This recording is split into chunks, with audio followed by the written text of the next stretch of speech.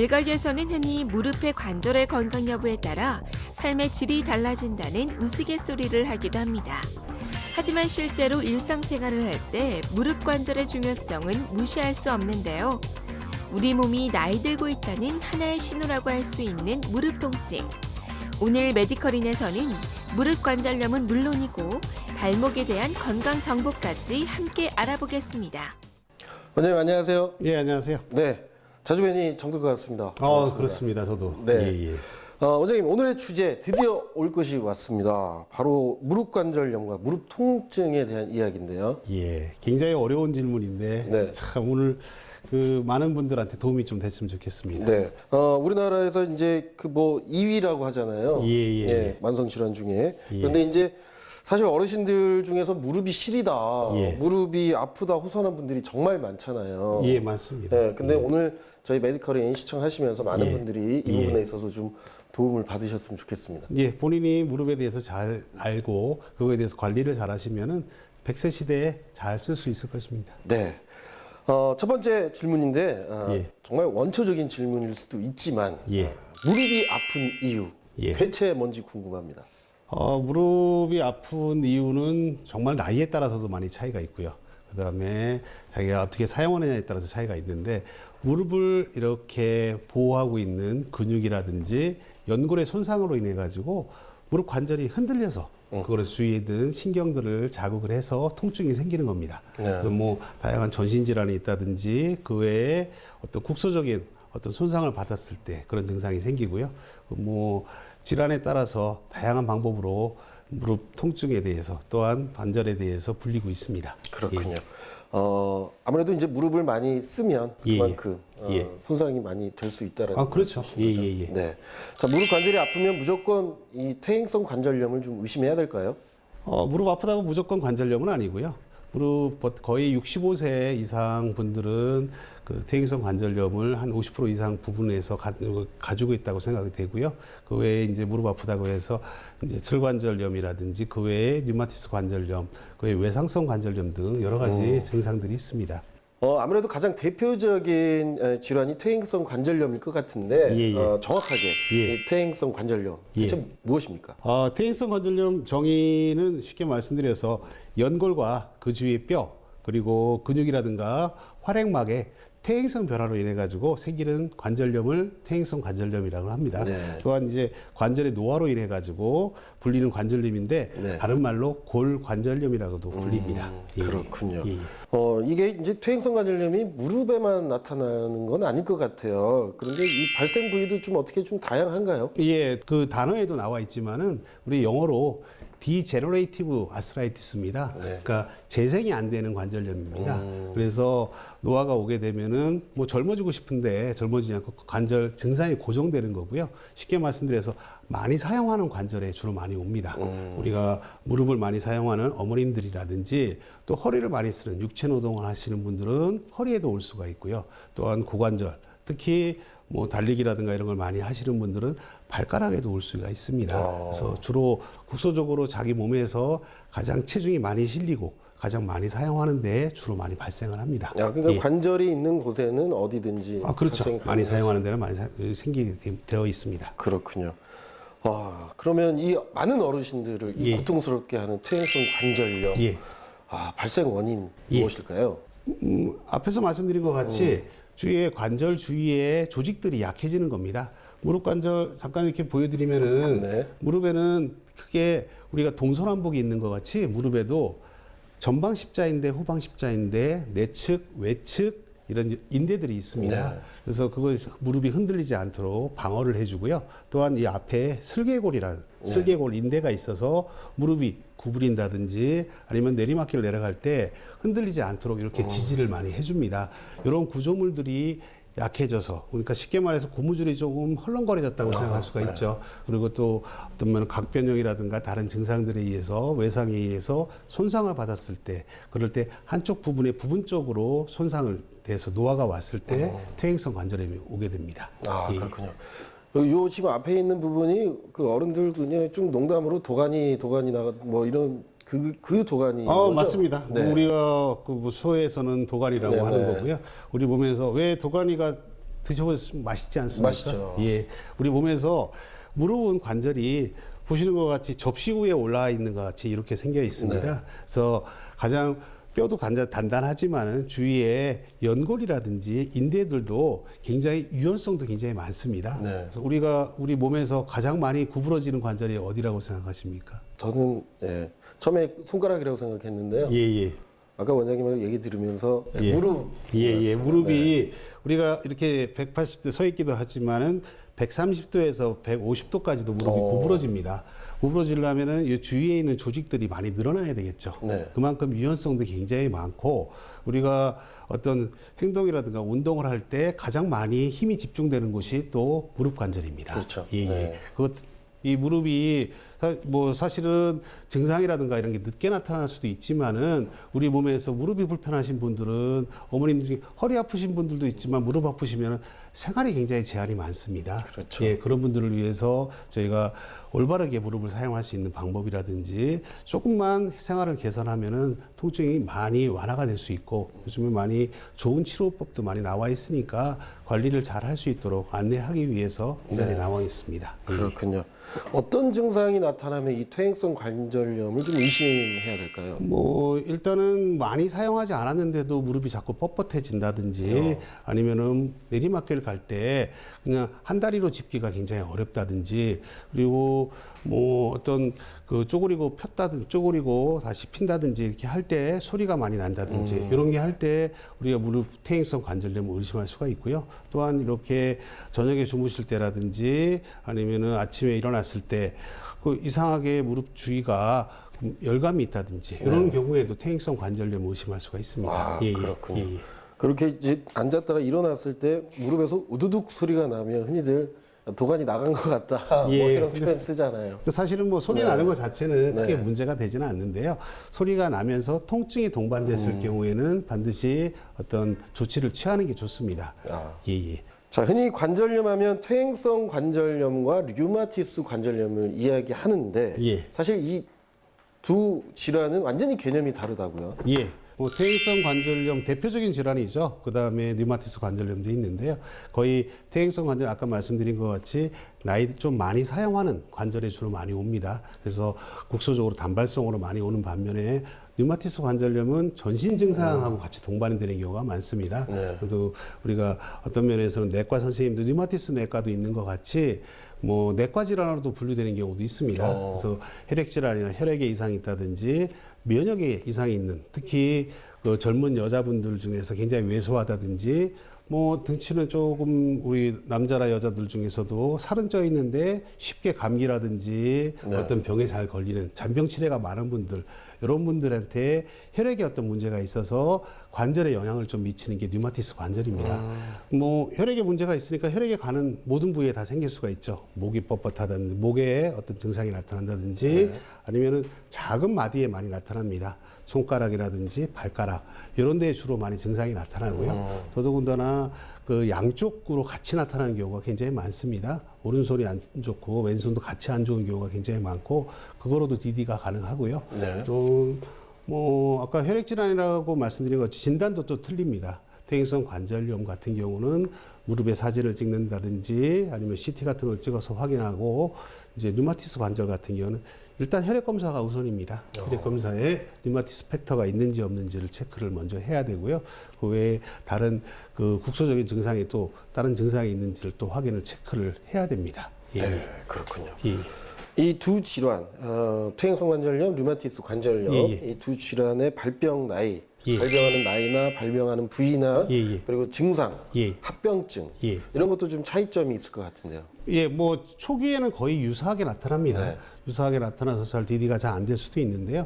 일단 뭐 나이 차이에서 조금 나이가 50세 이상에서 좀 많이 나타나고 뭐 30대, 40대에서도 퇴행성 관절이 올 수가 있습니다.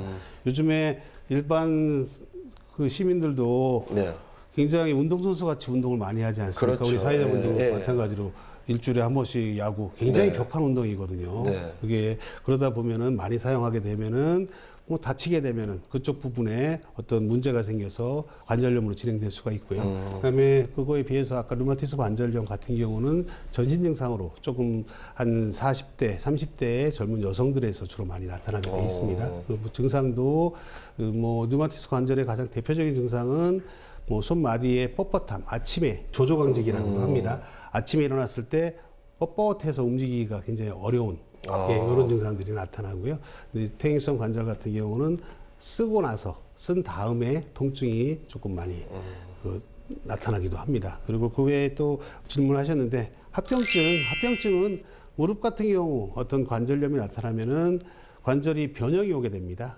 뭐 할머니들 같은 경우 오자다리가 있는 경우도 있지 않습니까? 그리고 어떤 할머니들 같은 무릎이 다 안 펴져 갖고서 자꾸 이렇게 무릎을 구부리고 다니시게 되면은 허리에도 영향을 좀 미치는 그런 근골격계의 합병증이 오고요.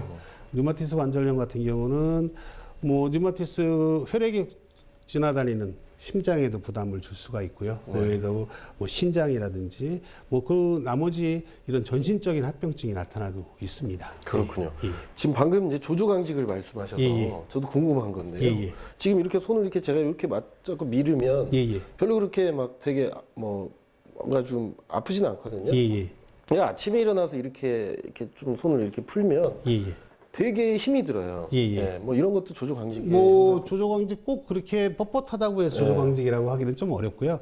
보통 한 5분 이상 지속될 때 조조강직이라고 합니다. 그래서 류마티스 관절염 있는 환자들은 손마디라든가 이런 것도 굉장히 따뜻하게 이렇게 해줘야 되고, 그리고 관절이 이렇게 그냥 움직이는 것 같아도 사실은 뼈하고 뼈 사이에 연골판도 있지만은 관절 활액이라는 게 있습니다. 그래서 우리 자동차에도 소리가 안 나게 하기 위해서는 어떤 윤활유가 있어야 되지 않습니까? 윤활유가 있어야 되는데 이제 많이 쓰거나 그러면 그 윤활유가 좀 묽어집니다. 묽어지고 그 외에 류마티스 관절염 있는 환자들은 그게 묽어진 그 활액막 자체가 생성이 잘 안 된다든지 아니면 과잉 생산이 돼서 어떤 변형을 좀 초래를 합니다. 그래서 지금 말씀하신 그런 조조강직 같은 경우는 그게 개선이 안 됐을 때 질환으로 볼 수 있는 거고요. 우리가 관절염이라 그래가지고 반드시 어떤 균이 들어가서 어떤 생기는 게 아니고 이상 반응, 그러니까 호전되지 않는 반응을 관절염이나 이렇게 생각하시면 됩니다. 그렇군요. 스스로 이게 내가 관절염이다, 아니다, 뭐 자가 진단법 같은 게 있을까요? 일단 자기 본인이 어떻게 생활하는지를 한번 뒤돌아봐야 되겠죠. 본인이 그쪽에 대해서 뭐 생활 습관이라든지 아까 말씀드린 것 같이 어머님 같은 경우에는 뭐 쪼그리고 너무 밭을 많이 맨다든지 아니면은 다리에 각변형이 있다든지, 특히 그 우리가 무릎을 구부렸다가 필 때 제대로 다 안 펴지고 뻣뻣해서 마사지를 자주 주기적으로 받아야 된다든지 이럴 때는 뭐 본인이 자가적으로 셀프로 진단을 내릴 수가 있고요.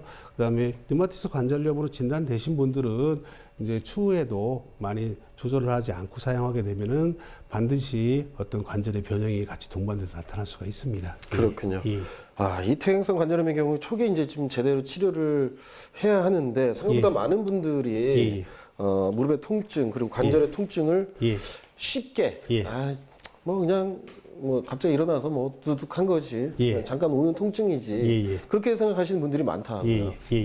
운전하고 다니시고 자동차도 갖고 계실 겁니다. 자동차도 우리가 지하 주차장에 잘 보관되고 우리가 관리하면 10년도 잘 탈 수가 있지만은 그냥 노출된 상태에서 5개 주차장에서 사용하게 되면은 쉽게 마모되는 거하고 똑같이 우리가 활동을 하고 생활한 다음에 그 다음에 관리가 굉장히 중요합니다. 우리가 아까 말씀드린 무릎이 꼭 뼈하고 뼈끼리 움직이는 게 아니고 그 주위 조직들이 굉장히 중요하다고 말씀드렸지 않습니까? 그래서 운동을 한다든지 아니면 일을 하신 다음에 꼭 무릎이 안 좋거나 그러면은 냉온 찜질을 번갈아 가면서 좀 하셔서 국소적으로 혈액이 잘 가서 회복이 될 수 있도록 이렇게 관리를 좀 해주시고, 그리고 류마티스 관절 이런 관절염 손가락에 관절염이 있으신 분들은 우리가 잠잘 때 이불은 덮고 자지 않습니까? 그 손은 내놓고 자지 않습니까? 거꾸로 얘기하면은 피는 우리가 따뜻한 데로 돕니다. 따뜻한 데 돌고 손끝 이런 마디 발끝으로는 혈액이 잘 안 가기 때문에 그쪽에 변형이 좀 많이 올 수가 있고, 그래서 아침에 일어나서 손이 더 뻣뻣하고 그런 증상들이 아침에 좀 움직여야 되는 그런 문제가 있습니다. 관리가 얼마나 중요한지 말씀드린 겁니다. 네, 예. 잘 알겠습니다. 뭐 모든 질환이 그렇겠지만 증상이 심해지기 전에 예. 정확한 진단을 받고 또 예. 치료를 하는 것이 가장 중요한 것 같은데 지금부터는 퇴행성 관절염의 올바른 치료 방법에 대해서 좀 소개를 해주시죠. 퇴행성 관절염 올바른 치료 방법은 일단은 아까 말씀드린 것 같이 본인이 잘 관리를 하는 게 가장 중요하고요. 네.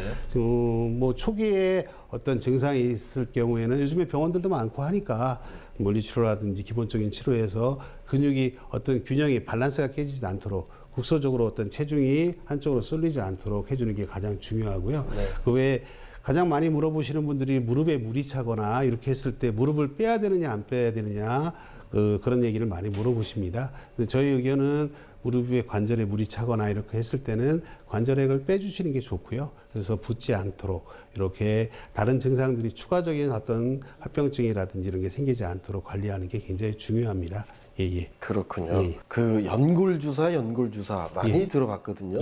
들어보긴 했지만 연골주사가 정확하게 무엇이고 또 어떤 효과가 있는지 좀 알고 싶어요. 연골주사 나온 지가 한 15년 정도 됐습니다. 네. 아까 말씀드린 무릎 안에 관절 연골액이 들어있다고 말씀드렸지 않습니까? 하이알루로닉 애시드라는 이런 관절의 성분이 있습니다. 우리가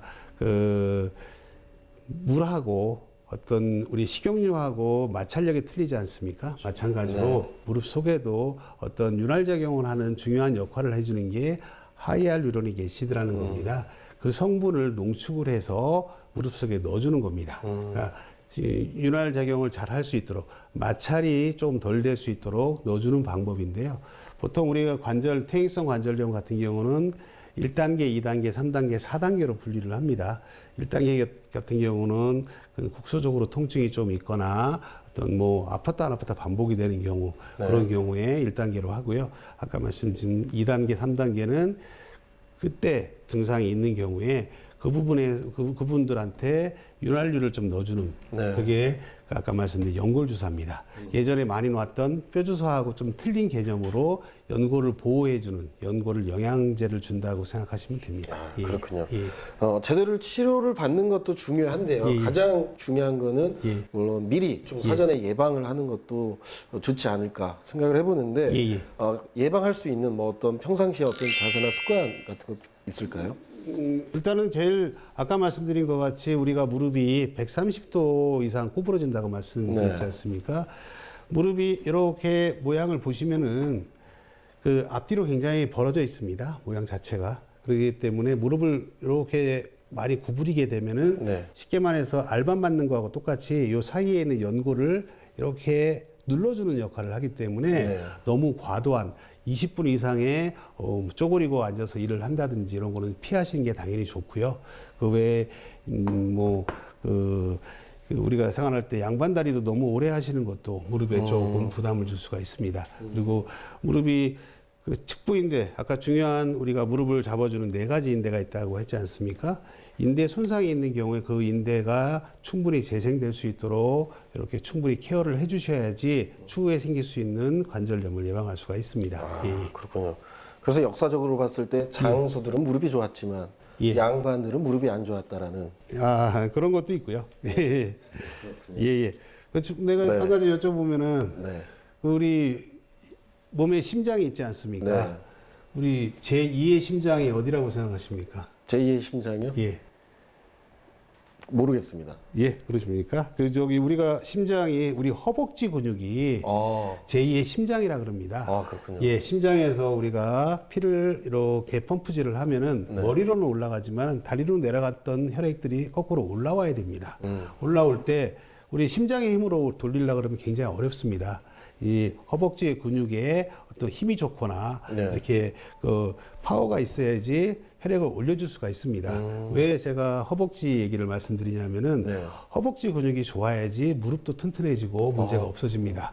거의 대부분 이 앞에 무릎을 잡아주는 허벅지 대퇴사두근이라고 하는데 그 근육이 약해지면은 무릎이 흔들리게 됩니다. 그러면서 불안정증이 생기면서 주위에 있는 연골이라든가 인대에 무리를 주게 됩니다. 제2 심장이라고 할 수도 있지만은 우리의 무릎 관절염에서는 가장 중요한 부분이 무릎, 허벅지, 대퇴사두근입니다. 그렇군요. 예. 상당히 좀 저도 처음 듣는 유용한 정보인 것 같아요. 예. 그러면 허벅지 근육과 관련된 운동을 좀 해주면 예. 허벅지 근육을 단련시켜주고 여기가 힘이 빠지지 않도록 운동도 그거에 기준을 두고서 운동을 하시면은 무릎을 많이 보호할 수가 있습니다. 그렇군요. 예. 이 식습관으로도 관절을 예방할 수 있다고 하던데 이거 정말입니까? 뭐 아무거나 먹는 것보다는 좀 가려서 먹는 게 좋겠죠. 우리가 무릎 같은 경우도 저번 시간에도 말씀드렸듯이 고단백이 굉장히 좋습니다. 근육이 좀 파워가 생기게 하려면 아까 처음에 일전 말씀드린 것 같이 도가니탕 같은 것도 드셔도 굉장히 좋고요. 그다음에 고등어라든지 그 외에 우리가 그 근육의 생성이라든지 이런 관절 연골에 도움이 되는 그런 음식을 좀 가려서 드시면 좋고요. 특히 더더군다나 술이라든지 특히 음주할 때 너무 앉아서 많이 하다 보면은 무릎이라든지 아니 근육에 굉장히 무리를 주기 때문에 금주하고 절주는 굉장히 필요합니다. 그렇군요. 자, 퇴행성 관절염에 좋은 좀 가벼운 운동이 있다면 추천 좀 해주시죠. 대퇴사두근을 튼튼하게 해주는 게 굉장히 중요한데요. 그냥 앉아서 편하게 할 수 있는 운동은 우리가 의자에 앉았을 때도 무릎이라고 발목이라고 생각 발목을 뒤로 제껴주는 운동을 해주고 그래서 무릎 양쪽 다리를 피셔가지고 허벅지 근육에 힘을 꽉 주셔가지고 한 10초 이상 버티는 운동을 좀 해주셔도 굉장히 도움이 되고요. 그리고 가만히 쓰셔가지고 앞꿈치를 들어주고 뻣뻣해 쓰시면은 아마 뒤에 있는 장단지 근육하고 허벅지 근육에 힘이 들어가는 걸 느끼실 겁니다. 그런 운동 우리가 그 줄다리기 할 때 당기는 힘도 있지만은 끌려가지 않도록 버티는 힘도 필요하지 않습니까? 우리가 가만히 서서 앞꿈치만 들고서 오랫동안 버티는 것도 굉장히 무릎을 흔들리지 않게 지지해주는 운동이 됩니다. 그런 운동을 좀 해주시면은 상당히 많이 도움이 되시고요. 특히 그 운동장에서 보시면은 그 어머님들도 뒤로 걷는 분들 계시잖아요. 뒤로 걷는 분들. 그죠? 되게 신기하죠. 왜냐면은 무릎을 보호하기 위해서 무릎에 필요한 근육. 우리가 무릎 아프시다는 분들 자전거만 맨날 타시는데 사실 자전거 타는 것도 앞으로 타는 것보다는 뒤로 타는 게 좋습니다. 그런가요? 뒤로 타는 게 무릎에 어떤 아까 말씀드렸던 정적으로 무릎을 지지해주는 근육을 사용하기 때문에 뒤로 타는 게 좋고요. 운동을 하실 때도 뒤로 걷는 것도 상당히 도움이 되십니다. 그럼 뭐 어떤 분들 같은 뭐 자세를 이렇게 하고 그냥 그 자리에서 앉았다 섰다 막 이렇게 그것도 마찬가지로 허벅지 근육을 굉장히 보강시켜주는 거기 때문에 무릎의 어떤 퇴행성 관절을 예방하기 위해 가장 좋은 거는 허벅지 근육을 파워를 키워주는 게 가장 중요합니다. 그렇군요. 알겠습니다. 자, 무릎 관절뿐만이 아니고 발목 관절 역시 관리가 이렇게 중요하다고 얘기를 들었는데요. 어르신들 그리고 또 여성분들 같은 경우에 발목을 쉽게 이렇게 특히나 또 이제 여성분들은 하이힐을 신으시잖아요. 그러니까는 이제 삐는 경우도 있고 많은데 이 제대로 된 치료를 받는 환자들이 그 반면에 많지는 않다고. 우리가 몸의 관절이 그냥 관절이라서 다 똑같은 관절이 아닙니다. 이제 무릎은 아까 말씀드린 접시 위에 올라와 있는 것 같은 관절이라고 말씀드렸지 않습니까? 발목 같은 경우는 경칩관절이라 그래가지고 안에 이렇게 껴 있습니다. 껴 있기 때문에 앞에서 움직이고 이제 옆에 있는 주위에 양쪽에 잡아주는 인대가 가장 중요합니다. 우리 돼지족발 많이 드셔보셨죠? 돼지족발에 뼈 사이에 껴 있는 인대, 우리 몸에서 가장 단단한 인대가 발목인대입니다. 굉장히 단단하고 그건 먹기도 좀 그렇지 않습니까? 발목인대도 한번 손상이 되면은 재생이 잘 안 됩니다. 우리가 뭐 경미하게 좀 손상되는 경우에는 그쪽 부분에 쉬거나 릴렉스 시키거나 아이스팩을 해서 우리가 그 뭐 혈액 공급이 좋게 해주면은 좀 회복이 되는데 그레이드가 2단계, 3단계 넘어가게 되면은 손상된 인대가 재생되기가 거의 어렵습니다. 그래서 병원에 가면은 일단은 무릎에 발목에 무리가 없도록 기부스를 해주는 것도 한 방법인데 기부스 하고 나면은 안 아프다고 한 2, 3일 지나면 그냥 벗어 던지거든요. 그때 관리가 잘못돼서 만성적인 발목 불안정증을 가지는 환자들이 굉장히 많고요. 그런 사람들, 여자분들 특히 그냥 일상적인 생활할 때는 모르시는데 하이힐을 신는다든지 아니면은 울퉁불퉁한 이런 길을 걸을 때 발목에 무리를 많이 주죠. 그러니까 반복적으로 어떤 문제가 생길 수 있기 때문에 반드시 요즘에는 초음파도 많이 개발이 돼 있으니까 인대 상태를 초음파로 확인해서 적절하게 치료하시는 게 굉장히 중요합니다. 그렇군요. 미리 사전에 좀 예방을 하실 필요가 있다는 말씀이죠. 그래서 만약에 발목을 이렇게 삐끗했을 경우에 예. 좀 그 즉시 좀 대처할 수 있는 방법도 있을까요? 예, 뭐 일단은 아까 말씀드린 것 같이 뭐 처음 삐끗했다든지 이렇게 했을 때는 그 발목에 움직이지 않도록 이렇게 고정을 하는 게 좋습니다. 압박 붕대를 한다든지 아니면은 반기부스를 한다든지 이렇게 해서 그쪽이 늘어나는 인대가 더 이상 늘어나지 않게 하는 게 중요하고요. 그럼 국소적으로 급성으로 발목을 삐끗했을 경우에는 냉찜질을 좀 하셔가지고 피들이 많이 그쪽에 모이지 않도록 이렇게 해주는 게 좋습니다. 또한 그 저녁에 잠잘 때라든가 이럴 때는 다리도 올려놓는 것도 굉장히 중요하고요. 또 만성 질환이 있어서 본인이 반복적으로 여러 번 발목을 삐끗하시는 분들은 꼭 요즘에는 체외 충격파 치료라든지 그래서 발목 인대에 자극을 줘서 발목이 인대가 그래도 재생이 될 수 있도록 도와주는 이런 치료, 현대적인 치료를 좀 받으시면은 도움이 많이 되십니다. 그렇군요. 네, 원장님 그럼 마지막으로 예. 이 건강한 관절 예. 그리고 또 발목 이 관리하기 위한 예. 유지하기 위한 총정리를 좀 해주시죠. 저희가 그 정형외과 선생님들이 주로 사용하는 게 있습니다. 어떤 관절이라든지 어떤 근골격계에 문제가 있을 때 라이스라 그래가지고요. 네. RIC라 그럽니다. 네. 레스팅. 발목에 무리 어떤 관절에 무리가 있을 때 쉬어라. 그 다음에 I는 아이스. 차갑게 찜질을 해라. 그 다음에 C는 컴프레셔민입니다. 압박을 해주고 붕대 같은 거로. 그 다음에 E는 엘리베이션입니다. 부었을 때는 다리를 좀 올려놓고 자. 그러니까 라이스를 잘 기억하셔가지고 관절을 잘 보호하고 관리하시면은 100세 편하게 살 수 있습니다. 아, 그렇군요. 여기서 말하는 라이스는 먹는 라이스가 아니라는 거. 네, 꼭 기억을. 예. 쑥 들어오는데요. 예. 네, 알겠습니다.